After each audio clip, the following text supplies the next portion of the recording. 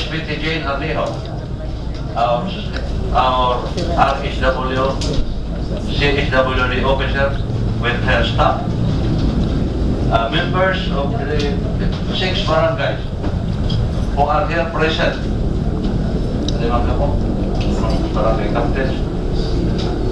From the City Prosecutor's Office, we have our City Prosecutor Agustin Abalon, our Assistant City Prosecutor Ferdinand Arpon, from the Commission on Human Rights, Attorney David Jan Maruti, from our police representative, we have Police Inspector Obiniano M. Monisit and SPO for Joan R. Dilos. From the different organizations, we have a representative from the UNICEF, the WESADEP, the SOS. From our media, we have Ms. Eileen Lim. Honored guests and visitors, good morning.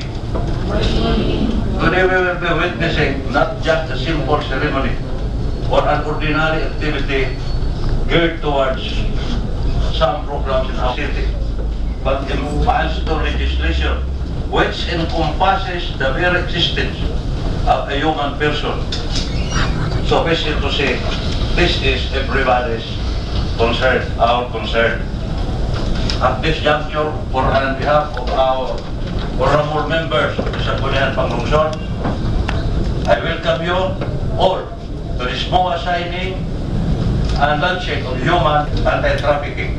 Congratulations, and may God bless us all. Thank you.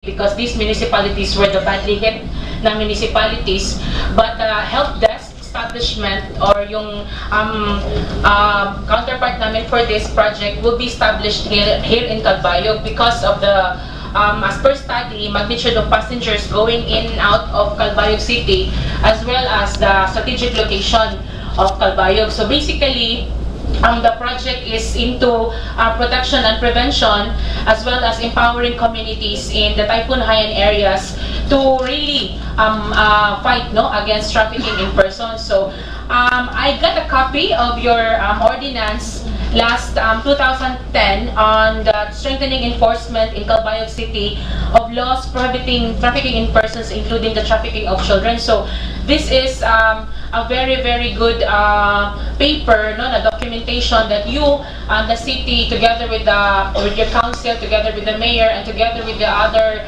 people in Calbayog, that you are really serious in fighting trafficking in persons. So with this, kasi meron din ditong provision on creating the task force, we will be supporting you on that in terms of capacity building for the members of the task force.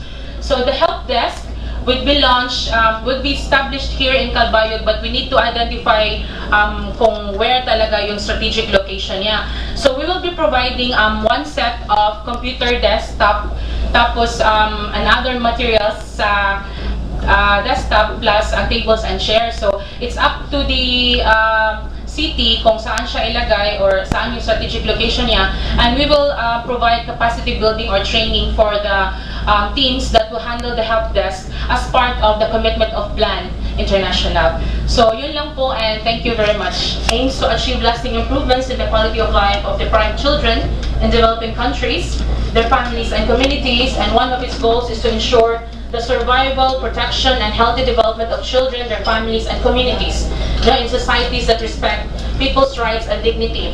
So one of its aim is for its partners, communities, to have well-coordinated and clearly focused interventions on sustaining child protection programs. So the MOA, the roles and responsibilities are outlined here. So nabasa naman din siya, na-read na, and then it has been reviewed also.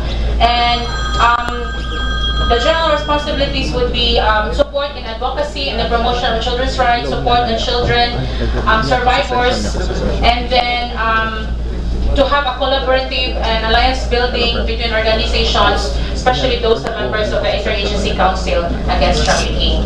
So that's basically it, and it will be witnessed by the other members of the council together with the vice mayor, and I will sign in behalf of Plan. Thank you.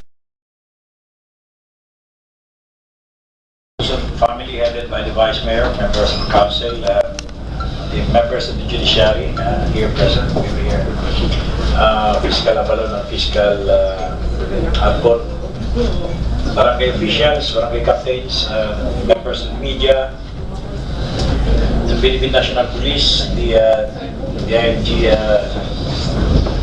City Director Arenas, Ms. Betty Jane Arnejo of the CSWD, of course our partner of this program, Land of Philippines, headed by Ms.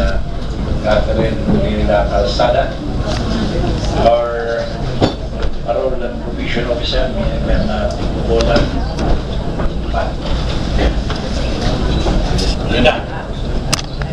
My fellow advocates of this program, mapay nga aga sa ating ito na.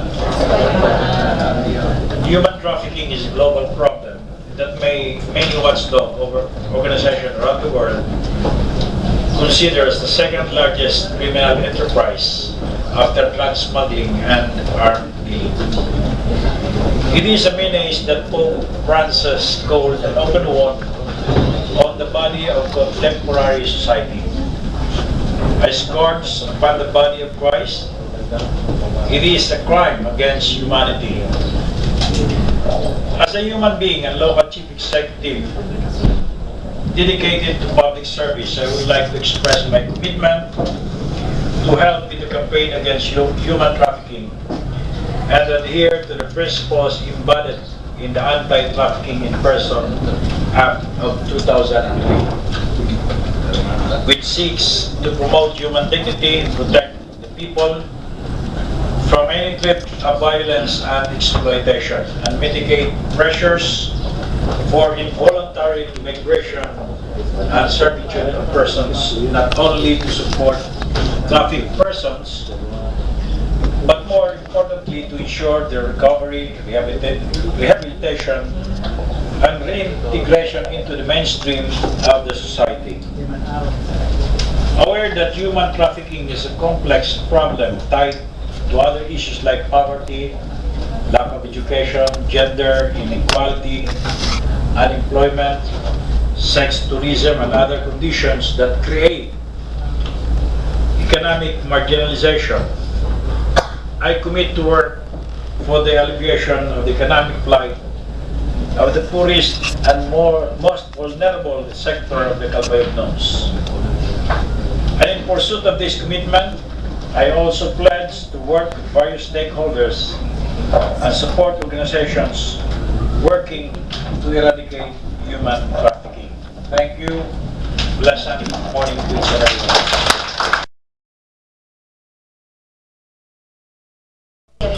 Former Vice Mayor, the respectable members of the Sangguniang Panlungsod, the members of the SIACAT, the City Interagency Council on Anti-Trafficking in Person as represented by the different national local agencies and those from the top down to the barangay level, the sponsor partner agency, Plan International Incorporated, represented by Ms. Catherine de la Calzada, Project Manager. The advocate partners, interbase organization, guests, friends, ladies and gentlemen, a pleasant morning to all of us. Finally, the plan to install a help assistance desk for anti-trafficking in persons has been realized. I hope this is not the end, but the beginning of our endeavor to combat a global phenomenon that breaks the moral fiber of the smallest unit of society, the family. This is so because most of the victims are members of the family, which is heartening to note that sometimes the perpetrator are their own parents, the father or the mother, or even their siblings. It is the concerted effort of the members of the SIACAT that will most count in the fight against this social menace. Therefore, as mandated by law, as co-chair of the SIACAT, I enjoy everyone here present to do our role as expected.